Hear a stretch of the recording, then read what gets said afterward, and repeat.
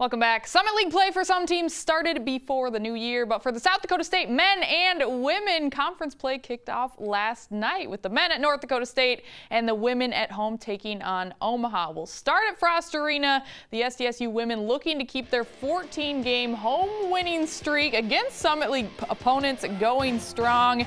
Macy Miller early on sizes up the defense, makes a beautiful step-through move with the left hand to finish. That one's good for two. And then it's Miller again, the two-dribble pull-up from the right elbow. Add another bucket. But the Mavs sticking right there with the Jacks. Amber Vidal staring down the defense, puts it up for three. Second quarter now, Vidal in the corner. Gets a screen from Jay Bridgman, stops and pops it from deep range. And then a little bit before half, Vidal gets the top of the key screen, pulls up before the help side is there. Omaha up 2 at the halftime break, 40-38.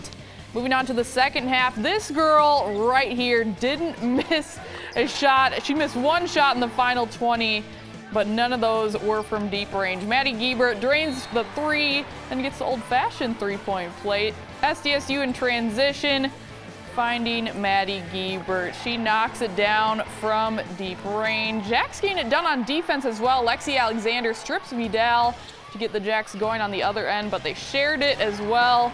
Great ball movement leads to Riley Cascio Jensen three, and then she knocked one down from the top of the key as well. She had 3 threes on the night for 9 points, and the Jacks win their 7th straight Summit League opener, 89-64 over the Mavs. As I mentioned, Giebert, a game and season high 25 points, also 5 assists and 4 boards to go with that. Maya Selland with a great game as well for SDSU. Her first Summit League game, she pitches in 13 points, 5 boards, and 3 assists in 17 minutes. Jacks improved to 11-4 on the year. Two very different teams and two very different halves. On one end, you're going into halftime really pleased with your group on how we responded from a poor first outing to conference play, and you're clicking, you're moving the ball, you're playing the scout. I think where we were poor in the first half was just fouling a little too much and then not getting the ball stopped in transition. Well, good second half for us. I thought defensively was where we were much better. I know we shot the ball really well and offensively played great basketball in the second half too, but 40 points in the first half, I think 24 in the second. We were just much better defensively. Forced some turnovers and forced some missed shots and turned those into some good scoring opportunities. And Maddie was exceptional. She's played at a really high level here for the last several weeks. Just in the second half, at halftime we just talked about how we were real flat on defense, didn't have the energy that we wanted. We've been working really hard in practice this week on our defense, and it just wasn't there for us. So in that first half anyway. So in the second half, that was our main focus, and that's really what powered the surge, I would say. Heading north to Fargo, the South Dakota State men's team in action taking on border rival North Dakota State. These games are always good. NDSU out to a 7-0 lead early on, but Mike Dom scores SDSU's first 5 points. There's 3 of them. But a huge reason for NDSU's early success, Paul Miller, the senior guard, pops it from behind the screen right there. And then later on, nearly breaking ankles on the fake spin move. There's another 3 for Miller, but that's enough of long range for a while. Let's take it to the hoop. Dangu off the beautiful feed from Chris Quayle. Easy money right there, but the Jacks can throw it down too.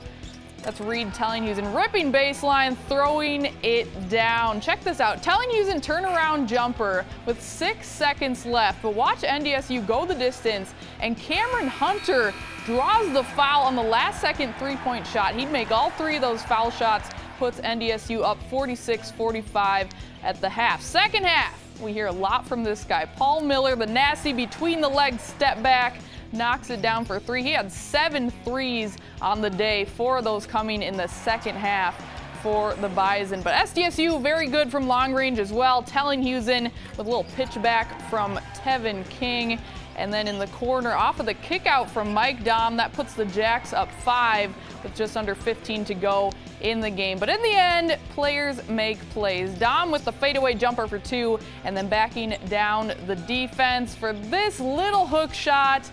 That is a bucket. SDSU wins in Fargo, 87-80. Paul Miller for NDSU with 36 points. Like I mentioned earlier, 7 threes, but for the Jacks. Mike Dahm with a double-double on the night, but not just any double-double. 37 points, 15 boards, going 16 of 16. Perfect night at the foul line. Reed Tellinghusen, 22 points on 9 of 13 shooting. SDSU improves to 13-5 on the season. NDSU falls to 8-7. Yeah, really important. They're a very good team, very well-coached team. I have a lot of respect for their program. They're really hard to beat in this venue, and our guys did a great job locking in defensively. At times we need to get stops, and I think that led to some good offense for us. And finally, to Vermilion, USD looking for a second straight Summit League win over Western Illinois. First half, Trey Birch-Manning goes end-to-end for 2. TBM notched his second double-double of the season, 10 points and 11 boards. Offensive rebounds a big part of the story for USD. The Coyotes grabbed 14 of them in the first half, and this one led to a big 3 from Brandon Armstrong. The sophomore beats the buzzer to give the Coyotes a 35-22 halftime lead, but the Leathernecks hanging around in the second. Freshman Kobe Webster led the way. Tough finish for 2 of his game-high 19 points, 43-35 USD. And later they go to the big guy download. Brandon Gilbeck throws it down. He had 9, and Western is within 4, but that's as close as they would get. Out of a timeout, Tristan Simpson finds Matt Mooney for the lay-in. One of just 3 field goals on the night for him, but it was enough. Mooney tallied a team-high 14 points. Coyotes survive the rock fight, beating Western Illinois 62-50 to improve to 2-0 in the Summit League. Western Illinois boasted the best field goal percentage in the league coming into this game at just over 50%. Coyote defense held them to a mere 32.7% shooting on the night. Not a pretty offensive game, but if you like defense, you'd love that one. Anyways, USD improves to 14-4 on the year. Western falls to 8-5. They're a really good defensive team, and Gilbeck on the inside can really, block shots and things like that. So in the end, it's just something we're going to have to take away, and we're just going to have to continue to move the ball and just share it, and I know we'll get our rhythm going on.